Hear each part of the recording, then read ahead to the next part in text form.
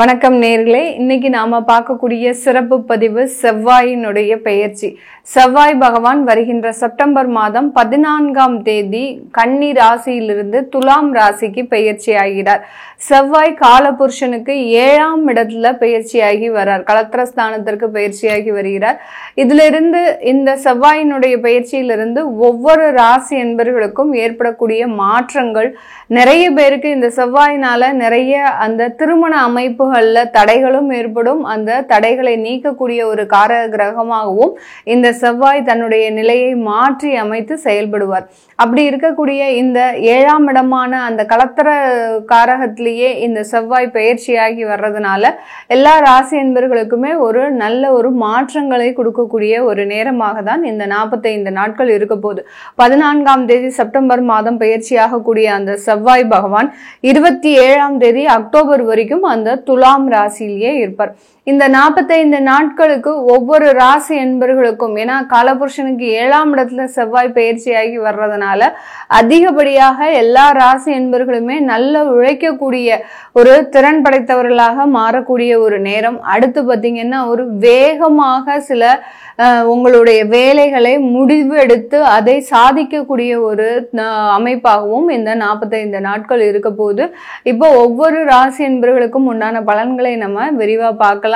இந்த சேனலை முதன்முறையா பாக்குறீங்க அப்படின்னா சப்ஸ்கிரைப் பண்ணிக்கோங்க. பெல் பட்டன்ல ஆல் ஆப்ஷன் சூஸ் பண்ணீங்கன்னா உங்களுக்கு இந்த ஜோதிட ரீதியான தகவல்கள், ஒவ்வொரு கிரகங்களின் பயிற்சிகள், ஏன்னா செவ்வாய் பயிற்சி ஆகும்போது உங்களுக்கு என்ன மாதிரியாக இருக்கும், இதுல உங்களுக்கு இடையிலேயே பாத்தீங்கன்னா மாத பலன்கள் எந்த மாதிரியாக இருக்கும், இப்படி அந்த கிரகங்களினுடைய கோச்சார நகர்வுகளை நம்ம அடிக்கடி ப்ரிடிக்ட் பண்ணி சொல்லும்போது உங்களுடைய லைஃப்ல என்னென்ன மாற்றங்கள்லாம் வந்துட்டு இருக்கு அப்படின்றத நீங்க கீழே கமெண்ட் பாக்ஸ்ல பதிவு பண்ணலாம். உங்களுடைய இந்த சேனலை சப்ஸ்கிரைப் பண்ணிக்கோங்க. தனுசு ராசி என்பர்களுக்கு செவ்வாயாகப்பட்டவர் 11ஆம் இடமான லாபஸ்தானத்துல பயிற்சியாகி வருகிறார்.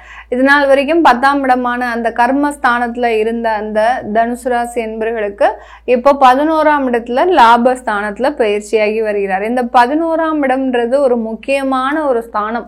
ஒவ்வொரு ஜாதகத்திலையும் பாத்தீங்கன்னா 11ஆம் இடத்துல கிரகங்கள் இருக்கணும். இல்ல அப்படின்ற பட்சத்துல இவர்களால மகிழ்ச்சியாகவும் இருக்க முடியாது, ஒரு நிம்மதியான ஒரு லைஃபையும் எதிர்பார்க்க முடியாது, தொழிலும் செய்ய முடியாது, தொழில் செஞ்சாலும் லாபம் இருக்காது. அந்த அளவுக்கு இந்த 11ஆம் இடம் முக்கியமான ஒரு அங்கத்தை வகிக்கக்கூடிய ஒரு அமைப்பாக தான் இருக்கு. இப்போ இந்த தனுசு ராசி என்பவர்களுக்கு 11ஆம் இடத்துல கோச்சார நிலவரப்படி அந்த கிரகங்கள் செவ்வாய் வர்றதுனால தொழில் ரீதியான முன்னேற்றங்கள் அப்படின்றது இந்த காலகட்டம் முழுமையாக கிடைக்கக்கூடிய ஒரு நேரமாக இருக்கும். தொழில் ரீதியான முன்னேற்றங்கள் அப்படின்னு கேட்டீங்கன்னா யார் யாரெல்லாம் இந்த தனுசு ராசியில இருக்கக்கூடிய அன்பர்கள் இரும்பு சம்பந்தப்பட்ட தொழில், அடுத்து பார்த்தீங்கன்னா கட்டிடம் சம்பந்தப்பட்ட தொழில், அதாவது பெயிண்டிங் விற்கிறது, பெயிண்ட் விற்கிறது, அடுத்து இந்த ஜல்லி மணல் இந்த மாதிரியான கட்டிடத்திற்கு தேவையான மூலப்பொருட்களை விற்கிறதுக்கு உண்டான ஒரு தொழில் செஞ்சிட்டு இருக்கிறீங்க அப்படின்னா அவர்களுக்கு எல்லோருக்குமே இந்த காலகட்டம் விற்பனை அளவுக்கு அதிகமாக இருக்கக்கூடிய ஒரு நேரமாக இருக்கும்.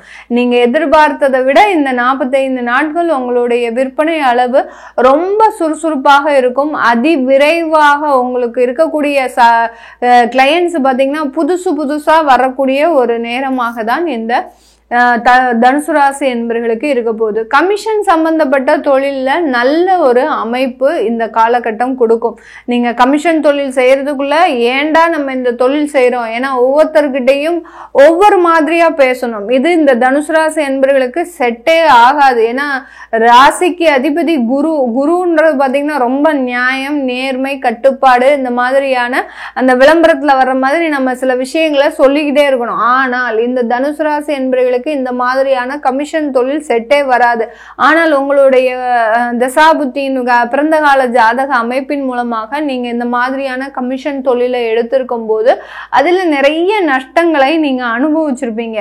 இந்த காலகட்டம் அதுல இருந்துலாம் கொஞ்சம் நிவர்த்தி, நீங்க பேசினதுக்கு இப்பதான் ஒரு உயிர் வர்ற மாதிரியான ஒரு உணர்வுகள் உங்களுக்கு கிடைக்கும். நம்ம எவ்வளவு பேசணும், யாராவது அதுக்கு ஒரு அசைப்பாடுறாங்களா அப்படின்னு நினைக்கக்கூடிய அளவிற்கு நம்ம என்ன பேசினாலும் நம்மளுக்கு ஒரு கமிஷன் கமிஷன் வரமாட்டேங்குது அப்படின்னு சொல்லக்கூடிய அளவிற்கு அந்த தொழில்ல நிறைய மந்தத்தன்மை இருந்திருக்கும். அதுல இருந்தெல்லாம் நிவர்த்தி அடையக்கூடிய ஒரு நேரமாக தான் இந்த செவ்வாய் பயிற்சி இந்த தனுசு ராசி என்பர்களுக்கு கொடுக்க போகுது.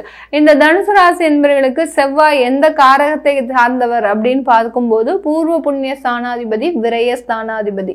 அந்த பூர்வ புண்ணிய ஸ்தானாதிபதியாகப்பட்ட அந்த செவ்வாய் 11ஆம் இடத்துல இருக்கிறதுனால குழந்தை பாக்கியம் உங்களுக்கு ஒரு கடவுள் கொடுத்த வரமாக தான் இந்த காலகட்டம் கிடைக்க போகுது இந்த தனுசு ராசி அன்பர்களுக்கு. அதாவது இது நாள் வரைக்கும் அந்த குழந்தைக்காக எவ்வளவோ தெய்வத்தை வழிபாடு பண்ணியிருப்பீங்க, எவ்வளவோ பிரார்த்தனைகள், எவ்வளவோ நேர்த்திக்கடன், எவ்வளவோ விஷயங்களை நீங்க செய்தா கூட அந்த குழந்தை பாக்கியம்ன்றது ஒரு எட்டா கனியாக தான் இருந்திருக்கும் இந்த தனுசு ராசி என்பர்களுக்கு.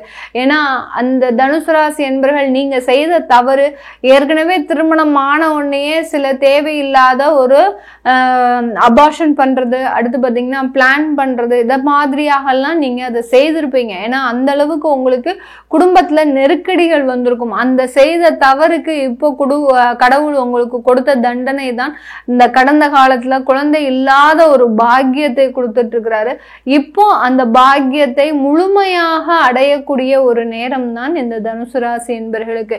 கடவுள் நீங்க கேட்டதை செவிசாய்த்து அதற்குண்டான வரத்தை கொடுத்திருக்கிறாரு. இதை தக்க வைத்து கொள்றது இந்த தனுசு ராசி என்பர்களின் ஒரு நிலையான ஒரு அமைப்பாக தான் இருக்க போகுது. அதனால அந்த குழந்தை பாக்கியம்ன்றது உங்களுக்கு இப்போ உங்களுக்கு கடவுள் கொடுத்த ஒரு வரமாக தான் இந்த தனுசு ராசி என்பர்களுக்கு இருக்க போகுது. அடுத்து விரய ஸ்தானாதிபதியும் கூட இந்த செவ்வாய் பகவான்.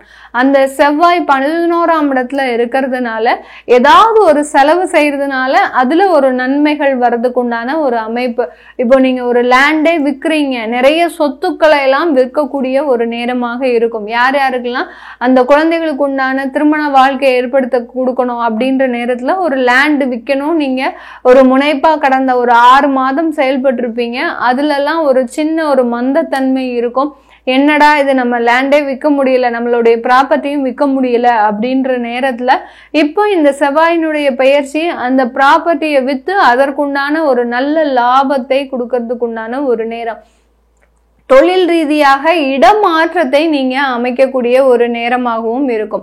அதாவது இது நாள் வரைக்கும் வாடகைக்கோ இல்ல குத்தகைக்கோ லீஸுக்கோ இருந்த இந்த தனுசு ராசி என்பர்களினுடைய தொழில் இப்போ சொந்தமாக ஒரு இடத்தை வாங்கி அங்கு நீங்க தொழிலை நடத்தக்கூடிய ஒரு அமைப்பாகவும் தான் இருக்க போகுது. இந்த தனுசு ராசியில இருக்கக்கூடிய மூலம் நட்சத்திர அன்பர்களுக்கு இந்த காலகட்டம் கடனுடைய அளவு கொஞ்சம் கொஞ்சமாக குறையறதுக்குண்டான ஒரு நேரம். அதே சமயத்துல தகப்பனார் சம்பந்தப்பட்ட சில விஷயங்கள்ல உங்களுக்கு நெருக்கடிகள் இருந்திருக்கும். அதெல்லாம் நிவர்த்தி, அந்த வியாதி தொந்தரவுகள்ல இருந்து நிவர்த்தி, இதெல்லாமே உங்களுக்கு குறையக்கூடிய ஒரு நேரமாக தான் இருக்க போகுது. இந்த காலகட்டம் பூராடம் நட்சத்திர அன்பர்களுக்கு திருமண வாய்ப்புகள் உங்களுக்கு தேடி வரும். முதல் திருமணமாக இருந்தாலும் சரி, காதல் திருமணமாக இருந்தாலும் சரி, அது நல்ல ஒரு மாற்றத்தை கொடுக்கக்கூடிய ஒரு வாழ்க்கையாக தான் இருக்கும். இரண்டாவது திருமணம் செய்யக்கூடியவர்கள் தாராளமாக இந்த 45 நாட்கள்ல ஒரு இம்மிடியட்டா ஒரு முடிவு எடுத்து அதற்குண்டான ஒரு முயற்சிகள்லாம் ஈடுபட்டு அந்த திருமண வாழ்க்கையில நீங்க ஈடுபடலாம். அடுத்து பூராடம் நட்சத்திரம், அடுத்து உத்திராடம் நட்சத்திர அன்பர்களுக்கு இந்த காலகட்டம் உங்களுக்கு சொந்தமாக தொழில் வைக்கிறதுக்குண்டான ஒரு அமைப்பை இந்த தெய்வ வழிபாடு உங்களுக்கு கொடுக்கும். இந்த தெய்வ வழிபாடுன்னு சொல்றது வந்து பாத்தீங்கன்னா அந்த உத்திராடம் நட்சத்திர அன்பர்கள் நீங்க பிரார்த்தனை பண்ணிக்கிட்டே வரீங்க.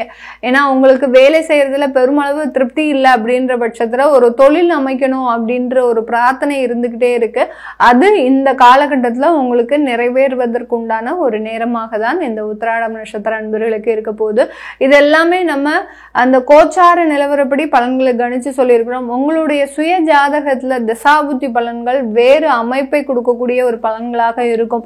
6-8ல இருந்து திசையெல்லாம் நடத்துது அப்படின்னா இந்த செவ்வாயினுடைய பயிற்சி அந்த இடத்துல எப்படி இம்பாக்ட் ஆகும். சில பேருக்கு திருமணமே நடக்காம நிறைய ஒரு விஷயங்கள்ல அவமானங்கள் அசிங்கங்கள்லாம் நடந்திருக்கும். அதெல்லாம் எப்படி நிவர்த்தி ஆகும்ன்றத நீங்க கீழே இருக்கிற நம்பருக்கு வாட்ஸ்அப்ல அப்பாயின்மெண்ட் நீங்க ஃபிக்ஸ் பண்ணிட்டு என்கிட்ட கன்சல்ட் பண்ணிக்கலாம். உங்களிடமிருந்து விடைபெறுவது உங்கள் ஆஸ்ட்ரோ பூர்ணா. நன்றி, வணக்கம்.